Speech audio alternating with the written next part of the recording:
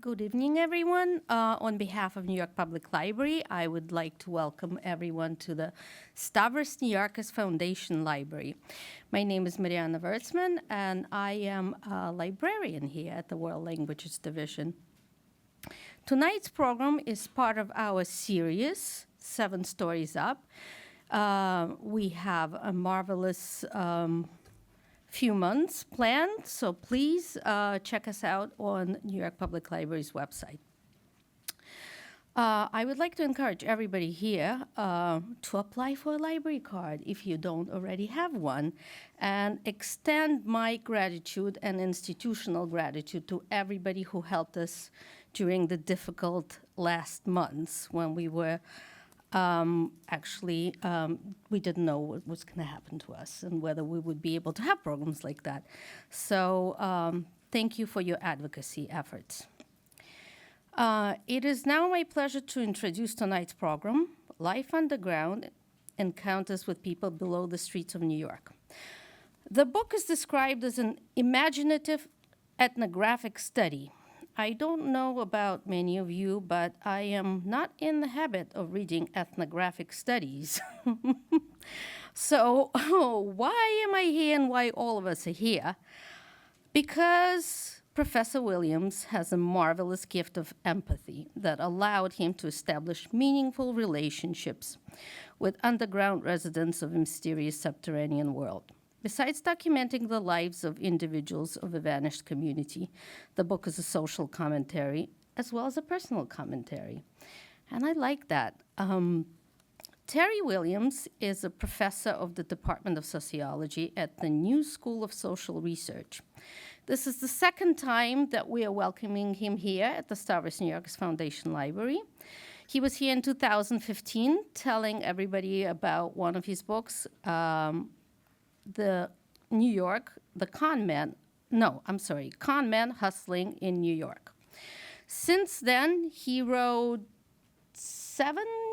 eight new books, right? Very prolific. I'll just mention a few. Teenage Suicides Notes and Ethnography of Self-Harm, 2017. Le Boogie Woogie Inside the After Hours Club, 2020. The Soft City, Sex for Business and Pleasure in New York City, written in 2022. Interviewing Professor Williams about his book is Natalia Filippova Williams. Natalia grew up in Ukraine and received her PhD in economics in the United States. Ms. Williams was instrumental in assisting her husband, Professor Williams, with financial and statistic research for this book. Currently, Mr. and Mrs. Williams are working on 2 projects. One of them is a book about the life of shoes. Finally, this book is available for purchase after the program. So if you exit through the gift shop. Without further ado, please welcome Mr. and Mrs. Williams. Good evening, everyone. Thank you so much for coming. I have been living in Harlem for over 2 decades. Terry has been living there longer. There is a small park across my building, and every day when I step outside, I see homeless people gathered there. This is a small park, and whenever I step outside, usually at 10 in the morning, people are there. They are gathered together. Some of them are sitting in rack chairs. Some are standing, interacting with each other. And every time I was wondering, who are these people? Where do they go to eat? Where do they go to sleep? How long have they been homeless people?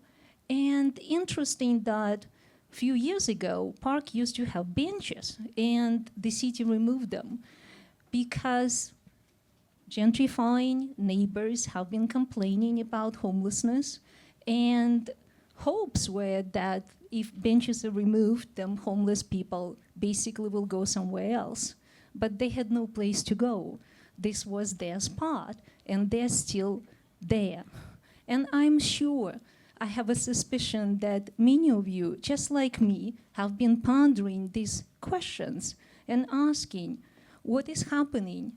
Why do we have so many homeless people now on the streets? How did we come to this point? And now I have a pleasure, and we have all opportunity to ask this and many other questions. Professor of Sociology from the New School, Terry Williams.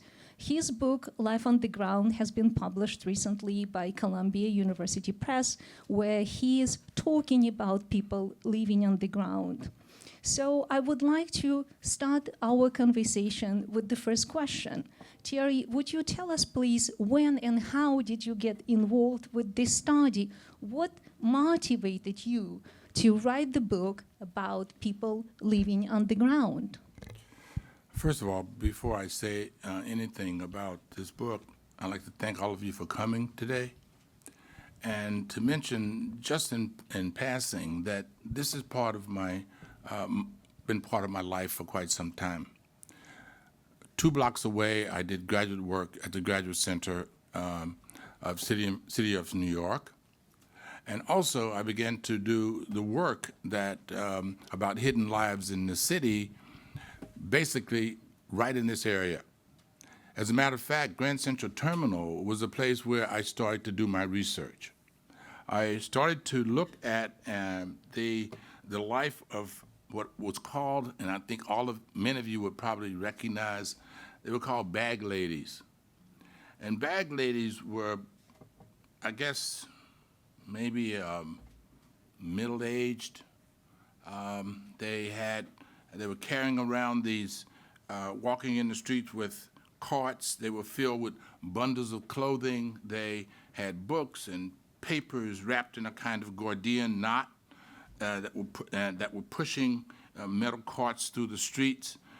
And I noticed that many times people, sometimes there were 20 or more, they were sleeping on benches in Grand Central Terminal's public concourse. And so I started with several graduate students to interview people there. And around midnight, I saw several of them starting to move below the streets near the information booth. And they were actually going 7 levels underneath the floor of Grand Central Terminal. This was, I think, maybe 20 or so electrified tracks. I wanted to know more about that. I wanted to find people who were doing that, making that move underground. And so I solicited information from a man by the name of Sergeant Henry. And I asked him if he would be willing to take me underneath the floor of Grand Central Terminal. When he did that, he said, look, he says, take a look at this. And he was showing me newspapers. He said, these are nests. He called them nests, N-E-S-T-S. And the nests, I said, well, how do you know that they're nests? He said, well, we call them nests because if you look at the newspaper, you can see when people were actually there. That became one of the interests of mine, to find out who individuals were who were living in these kind of liminal spaces. I also interviewed some men who were also in that particular location, and they said, look, well, New York has a number of locations like this, passageways, dungeons, locations like this in the city. As a matter of fact, there's one in Brooklyn, there's one in Staten Island, and also other parts of New York. So this work began around midnight. I started following people going underground, and I later began looking at these liminal spaces, and I met a man who was called the Lord of the Tunnel, and his name was Bernard Monty Isaac.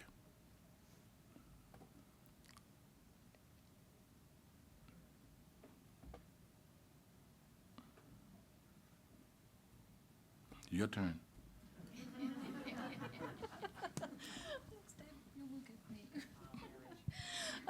Terry, you have been introduced as a sociologist who does ethnographic work. I would like you to tell us 2 things. First, what do ethnographers do? And second, basically, could you define what ethnographic work is within the sociological field? Well, it's a long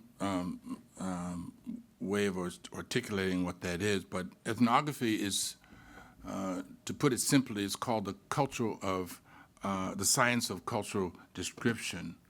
And it's also a way of trying to see the world as other people see it. In other words, it has a kind of phenomenological approach to a way of seeing life.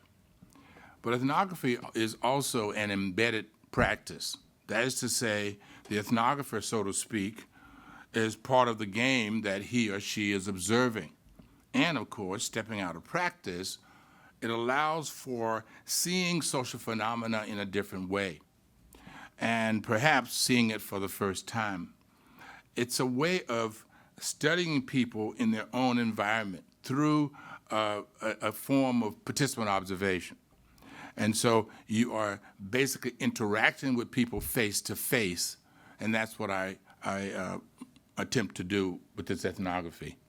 So, because the book is about people living on the ground, did it mean that you actually physically had to go there?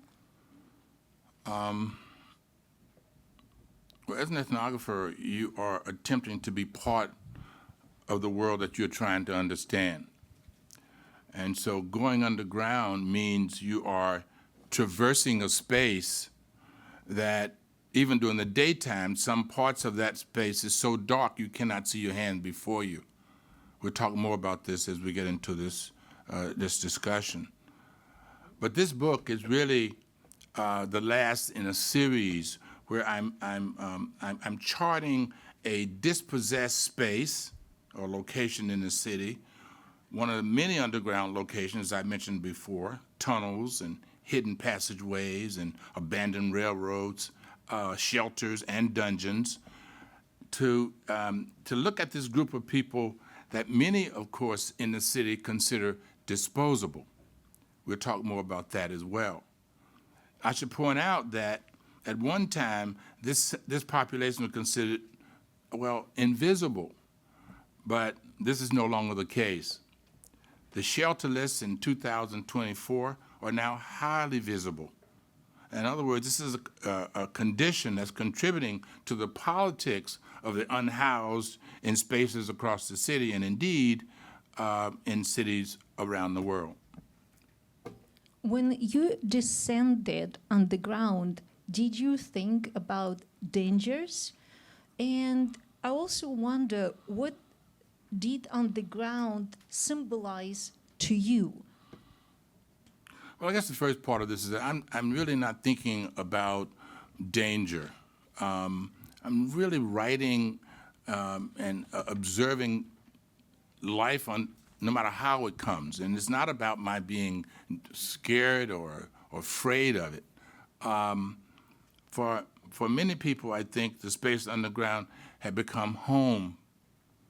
For some, it became a refuge. It became a refuge from the chaos that is life above ground, what they call topside. So the people who live in these spaces are rarely seen by other New Yorkers. So the underground is used in this book, speaking about the symbolic representation. The underground is used as a metaphor. Or a symbolic representation of our collective unconscious, which we constantly switch on and off. What do? We lock the doors of our minds to the unfamiliar, the vagabond, the poor, the homeless, the hobo, the mentally ill, many of whom are strangers. So it's a lot to that question, but go ahead. I also would like to say that on occasions there are photographs that being on display, and there will be photographs of some individuals who Terry interviewed and write about in his book. So I would just wanted to let you know that there are photographs. So the next question. So in your book, you give active and very close consideration to individuals that you are writing about. You provide such a complexity of detail about their lives. And I was wondering, by doing so, what are you trying to convey in your book, in your narrative, to us? Well, I think in this book, the shape of the times in which the individuals play out their part, it really needs kind of active and close consideration. And the details, I think the details are conveyed both by implication and by outright reporting. So let me say this. I really believe that the lives of people whose actions are brought to the page in this book, the human beings who are actively living and breathing, they require us to ask certain questions. Who are the individuals depicted here? What are they like? Are they New Yorkers who actively live, think, act, suffer, prevail, and triumph, and who mold circumstances in the city? Are they identical to characters we've grown to know and care about? This is a question we should all think about. And I think maybe perhaps before this conversation is over, we can talk to you and ask that same question, or those same questions. Well, to follow what you just said, I would like to ask for you to tell us who are the people that you wrote about who make up the population. How did you select this group of people? Let me talk about each one just for a second. Bernard, 32 years old, a black man from Florida, who was dubbed the Lord of the Tunnel. Cal, who's 44, of Polish descent, who ran away from home at 16. He became a drifter and a part-time short-order cook. Bobo, 50, a Vietnam vet who had lived on barges and also he had lived under Grand Central Terminal and in other underground spaces. Beatrice, one of the few women that I had an opportunity to spend time with over the years. She was 31. She was taken underground by her lover, who after I think her mother had died, but she lives with about 21 or 22 different cats. And then there's Kovacs. Kovacs, 50 years old. He was a white male. He's an avowed racist. He admits as such, and who has the distinction of being, at that time, the oldest underground resident that I was interviewing. Jason, who was 29, he was Puerto Rican, and it's said that he was involved with Santeria, doing this sort of underground community before it was raised.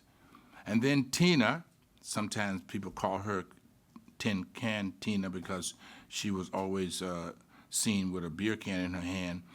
She was a woman who lived with a group of mentally ill folk at the mouth of the tunnel, or the mouth of the underground. And that was before Donald Trump had built a fence there. But again, we might get a chance to talk about that later. And then there's Jean-Pierre. Jean-Pierre was 30. He was a Haitian man, and he was the last person that I met underground at the 72nd Street location before the community was raised in 1996. So the group in this study, who I ended up writing about, consists of these 8 shelterless people. And I followed them over several years. And I saw and developed a kind of limited life histories over time. But since this started in the late 90s, early 90s, I interviewed and spent time with 120 people I approached over the years of the study, and they remained pretty much consistent with this 8 because you had to maintain some kind of contact with people in order to interview them. So most of the individuals in this cohort were nomadic. They were staying underground or even above ground for short stays before moving on. So we'll talk more about this method later. Go ahead. Since you mentioned Bernard first, could you tell us, please, how did you meet him first time? And also, did he teach you, or what did he teach you, if anything? Well, Bernard was a kind of underground philosopher.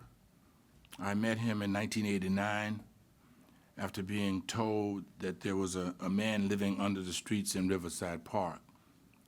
I was told, in order to see him, that I had to scream down a grate in the West Side Highway. And what I learned, he called it his intercom. And I did that one day, and he responded and met me at one of the entrances. And that started basically a relationship that lasted until he died in 2014. Keep in mind that this work is always longitudinal. I rarely do work over short periods of time.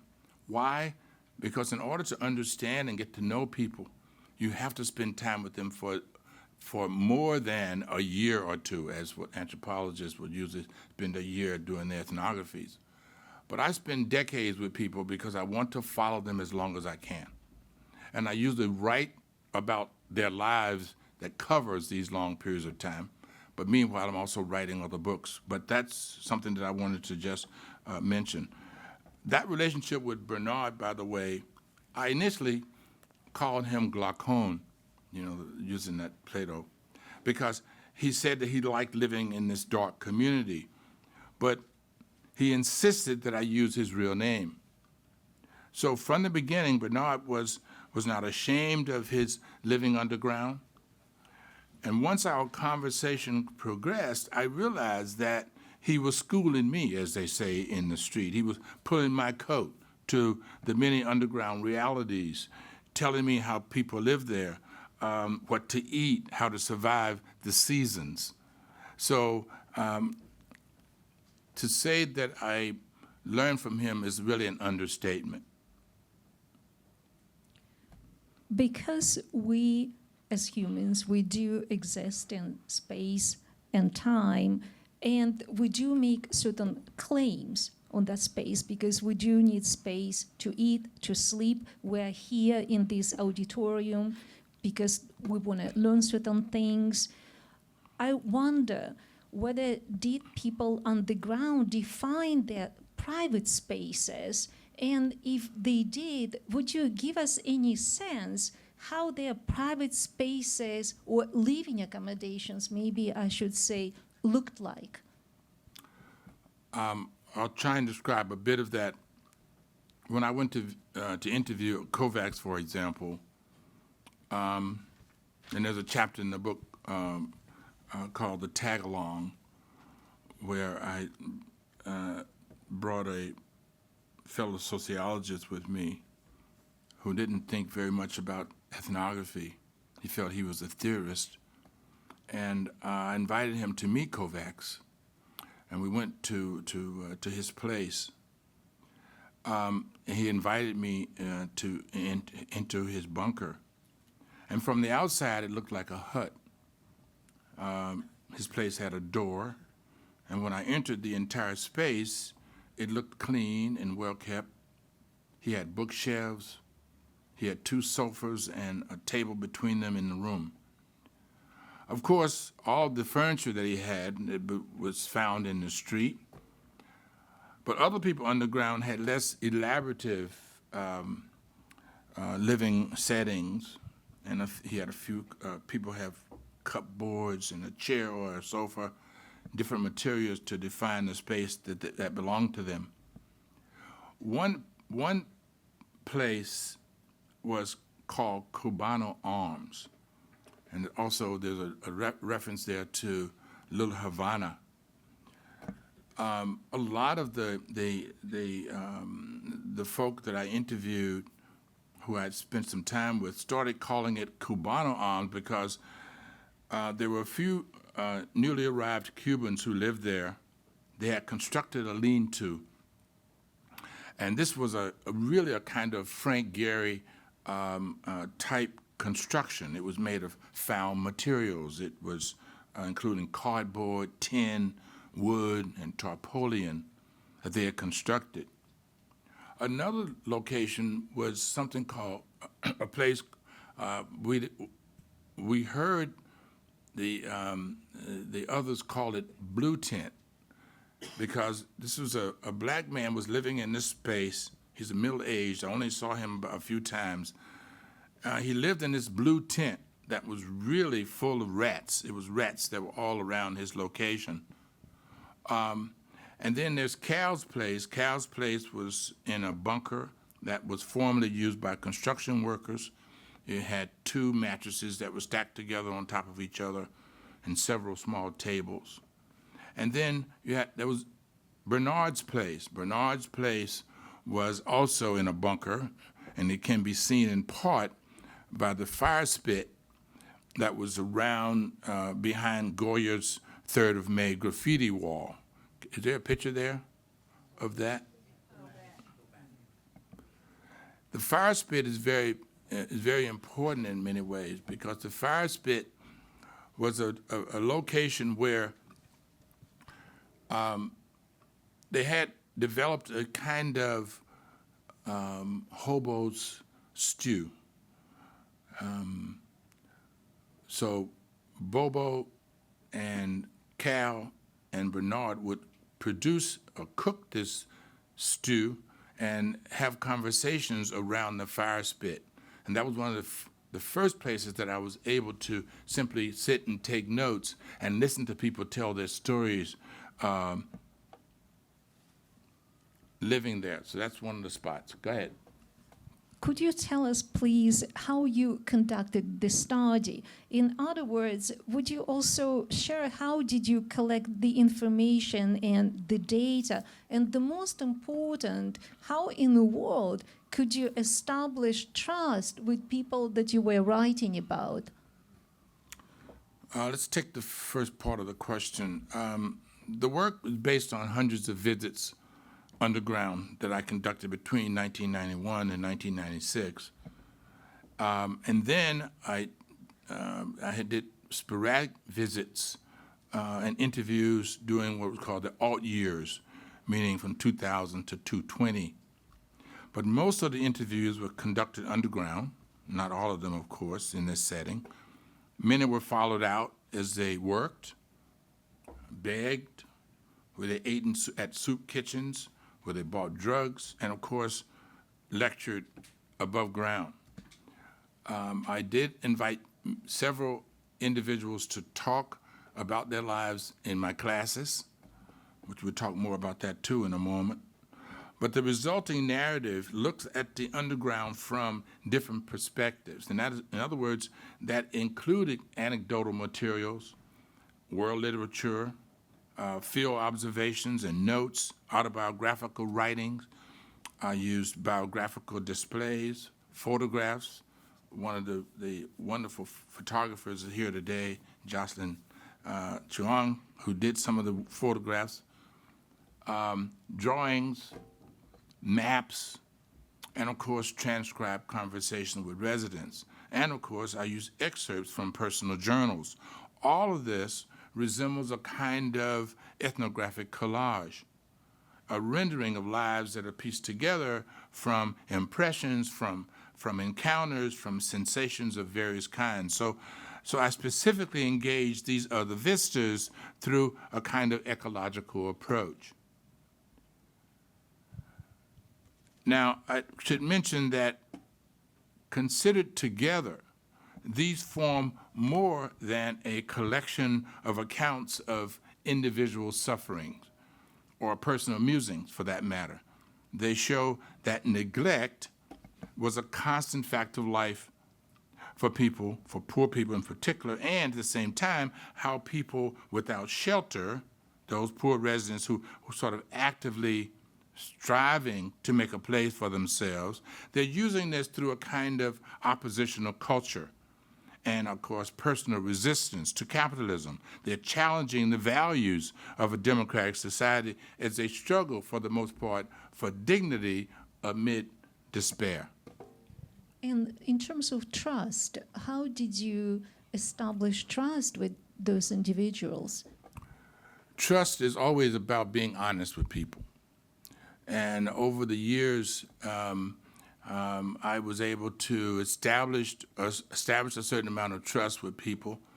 And I think that's the basis of doing any kind of ethnographic work, is to establish some kind of connection with folk.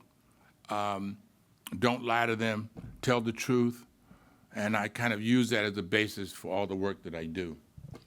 What was at the center of your ethnographic work? What did you want us, the readers, to learn from your book?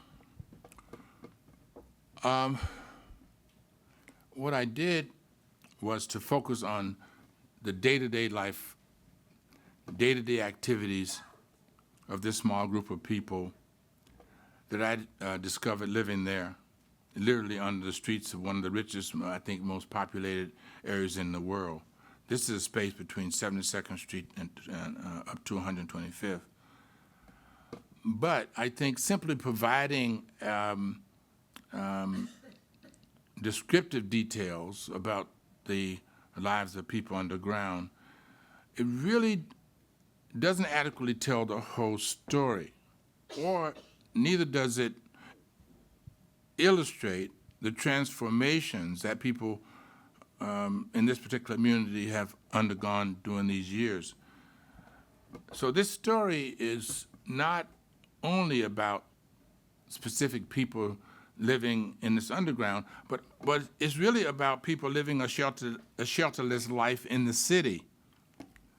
There is, by the way, a variation of experience among the unhoused that defies the sort of classic vagabond-like stereotype of the poor. And so I think the key here for the underground resident is to understand that being underground does not mean you have to eschew all relations with folk in the world above. Again, what they call topside. This is a connection between the margins and mainstream. There is a community underground there. People look after each other. They eat together in this fire pit. They work together, collecting cans, collecting books, panhandling. They look together to find the cheapest soup kitchens. And also they found ways to get a television set, lighting at night, the use and share candles, and of course, some people get high together. But when they were given vouchers, for example, they found apartments. And when they were evicted from the underground, some found jobs. So keep in mind that there are stresses related to living as a homeless person, depression, leading to mental illness or mental disorders. And we've seen examples of this, of course, death of people being pushed on train tracks, stabbings in the street, mental patients being shot by the police. All of that, of course, part of the stresses that occur living a life of the homeless person. You mentioned that people who lived on the ground were able to build communities. And I'm wondering, maybe you could give us a sense, how was it possible on the one hand, and on the other hand, maybe also tell us how did you study these communities, and were these communities of people living on the ground different from more conventional ones that we usually think what community is? Well, I'm not sure I can answer that question completely, but to understand how individuals sort of sustain themselves in these unusual conditions, one has to instead, I think, delineate social networks. In other words, find out who knows whom, who interacts with whom. And this would also allow an ethnographer to gain a greater sense of the social organization of the folks that are living underground. In other words, to a great degree, this approach entails a kind of social network analysis, and also it can be mapped to illustrate how the underground world operates. Why? Because in part, every underground person is linked to some degree within a web of overlapping social worlds or networks. In that respect, this book provides a kind of sharper view of how underground residents interact and how underground residents intersect, and how it allows people to better understand how they live under these conditions. I used three basic approaches. One, a micro approach. That is to say, I was looking at the geography of the underground. Two, the meso approach, looking at this perspective from a cultural point of view. And of course, a macro approach, looking at the social, economic, and the psychological. All of those elements make their bow in this text. I also realized at the same time that the complexity of these common areas of interest, how they cannot be generalized, and how they adduce, I think, significant sociological questions in turn. For example, what are those networks, and how do these events that happen together impact people living under the streets? I want to just mention a few more points here about how this study was done, because in this study, ethnographic mapping is central to understanding the ecology of the underground life and culture. I use an open-ended interview guide. In other words, I memorized sort of an initial tool for gathering this data, but also I used a variety of data gathering strategies were employed to obtain information. For example, the tape recorded interviews were attempted with some success, but the most common approach was to simply listen to their stories, record them after each visit, follow people where they went, visit them going topside in soup kitchens, in their begging rituals.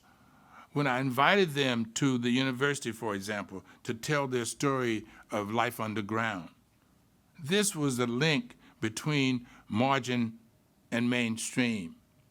By the way, tape recorders and journals were given to selective underground residents. I gave a number of journals to people. They disappeared, of course.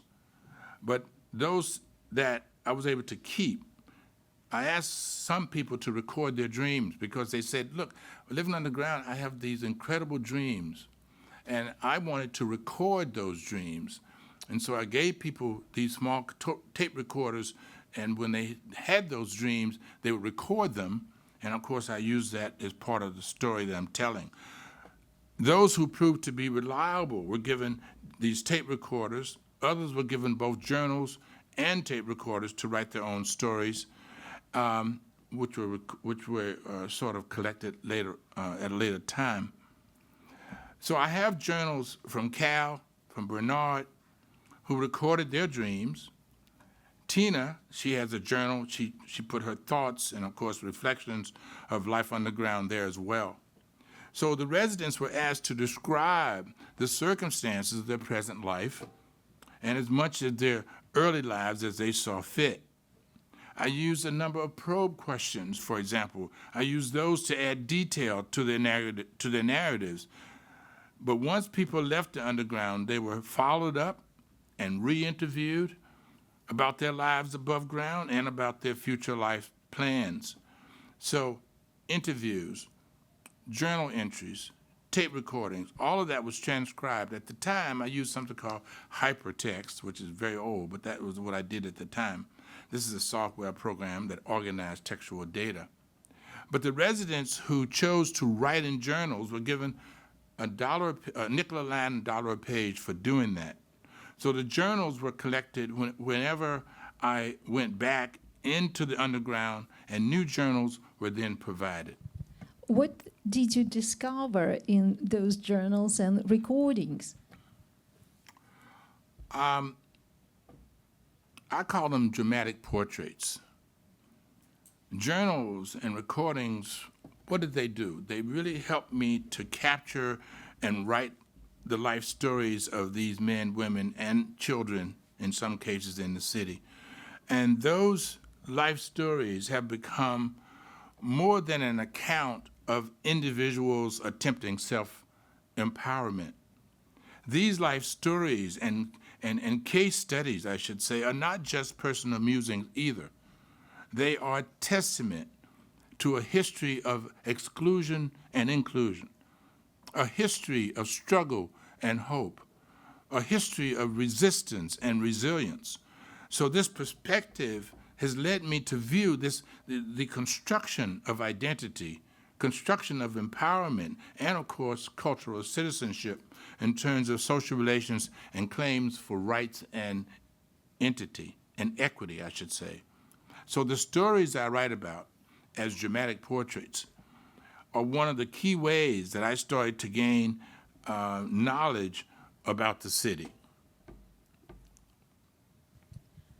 In your book, you write about underground ecology, especially about the rats and the cats underground.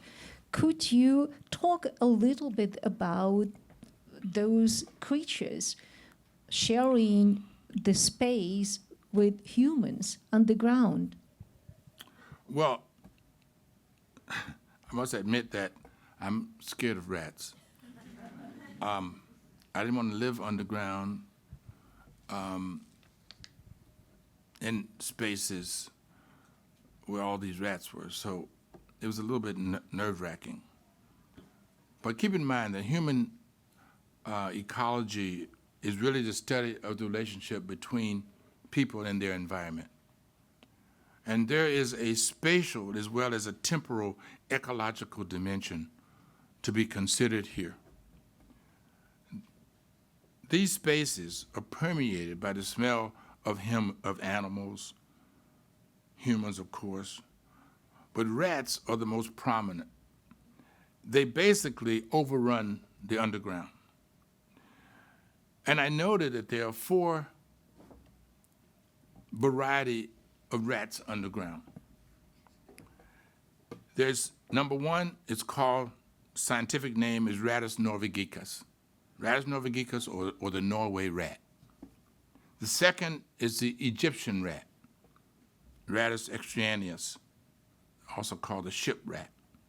The third is the black rat, or Rattus rattus, and the fourth is the brown rat. Maybe in sociology, in biology, people know about these things. But one of the most important things about the rats is that they carry diseases. And there's something called the Brill disease, which is a kind of typhus, also trichinosis. But these particular rats have a plague-like disease that's also carried by rabbits and by squirrels. The brown rat, for example, is a host to a flea called Xenocheopsis, which is the most frequent carrier of the plague. But because beside rats, I also saw lots of cats. These cats, by the way, were the most common. And there's a photograph there of Beatrice. She had more than 20 cats. And of course, cats are there to deter the rats. But they are basically everywhere. Kovacs, by the way, was the only person who had a dog. That's the only time I saw a dog over 20 some odd years.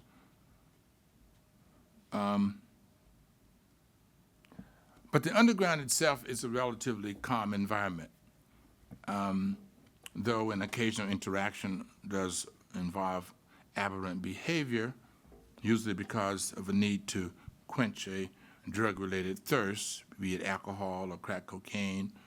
In the mid-'90s, there was also heroin use there, so lots of needles being thrown away. methamphetamine started to emerge, of course, and other drug use, but also because of the uncertainty of the living environment and the general depression that exists there. So there were altercations that occur over many things, but mostly over food, over water, and of course over territory. Among 8 individuals that you wrote about, there are only 2 women. And I wonder, why are there only few stories about women?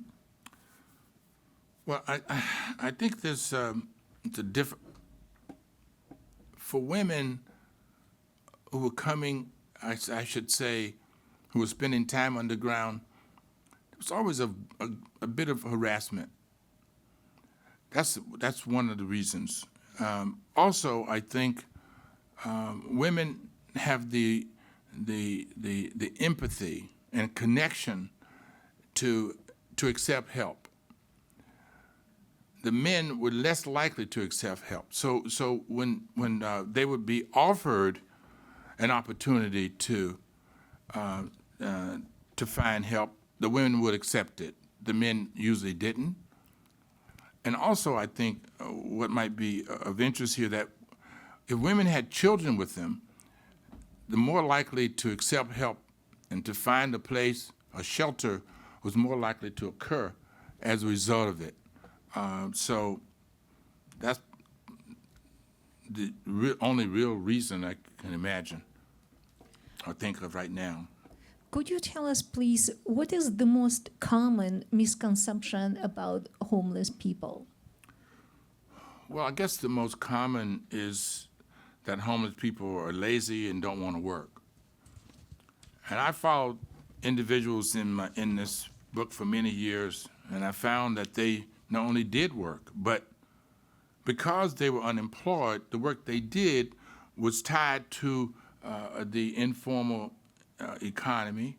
For example, Bernard had some relations with superintendents of buildings, and on occasion he did odd jobs for them.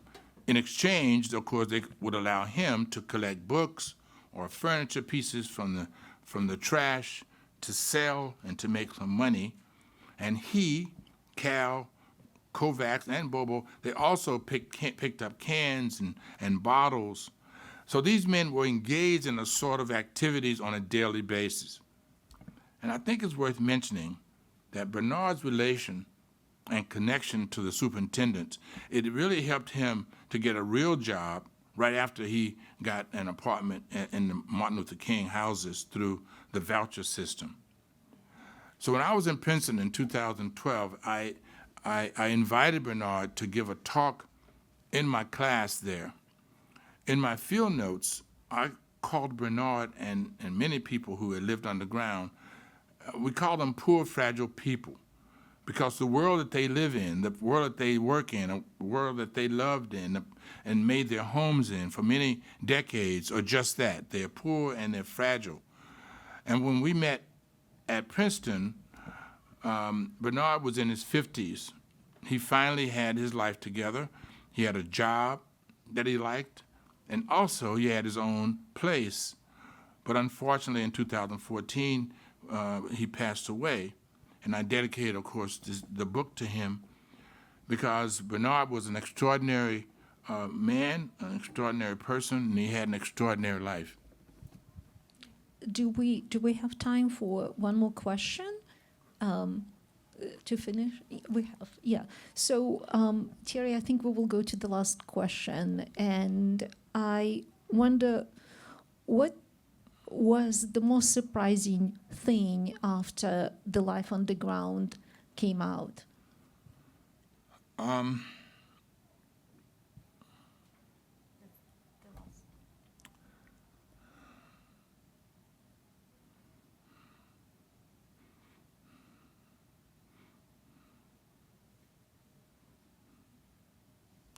I think the most surprising was people interested in the homeless after all this time. After year after year after year of seeing homeless people in the street, I had no idea that people would still be interested in the homeless population. did not expect, for example, after all the changes that have taken place in New York, that we would actually still have homeless people in the street.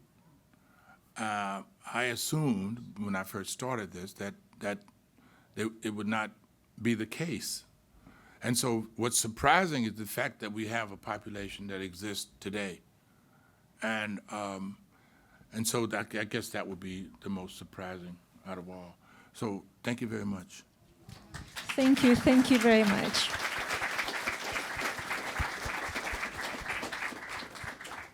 We'll take a few questions from the audience. Just raise your hand if you want to, if you have a question.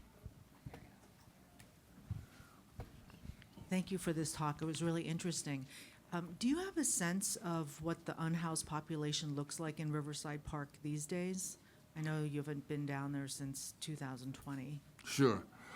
Basically, there's no one left there. Not only have they closed all those locations, including that Trump fence at the bottom there at 72nd Street, but all the other places have been closed off, blocked off. So even though I went back a few weeks ago just to see if there were people there, I don't really see anyone. So it's basically empty. When you would go to see them, would you bring something with you, like food or clothes or books or money? Yeah, oftentimes I brought food. People would request things, you know, and I would bring as much as I could. That was also one of the ways that I compensated for the interviews that I did with people, aside from the nickel and dollar page for writing, because a lot of people didn't write at all. So yeah, I did take things down. Sure. I just want to say thank you so much. This has been an amazing talk. And I was just wondering how many other people from the book, from the ethnography, you also stayed in touch with or know what eventually happened to them? Well, I'm always asked the question about what happened to people. And as you can imagine, it's very difficult to find folk once they have disappeared. Cal, for example, was living in a location on 42nd Street, but I have not been able to keep in contact with anyone. Bernard was the closest, of course, that I was connected to, but for the most part, I don't really know what happened to the 8 people that I wrote about. Could you tell us what happened to Bernard's radio, or if there's anything To else? whom? Bernard's radio, or if there's anything else he held on to from his years underground? His radio? I didn't get the question.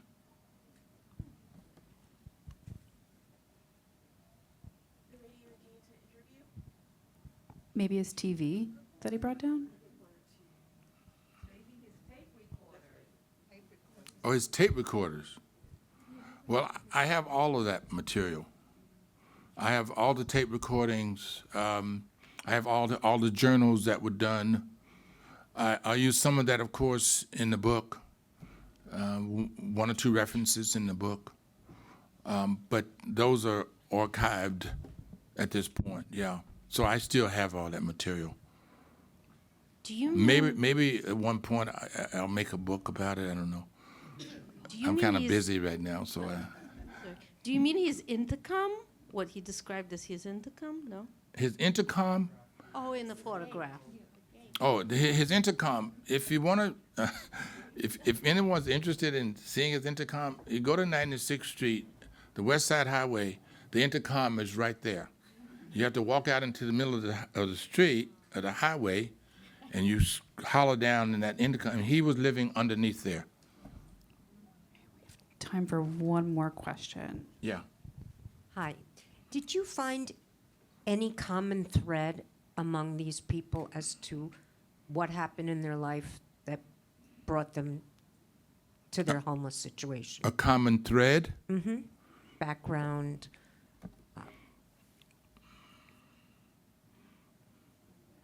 Well, I think it was neglect. I think it was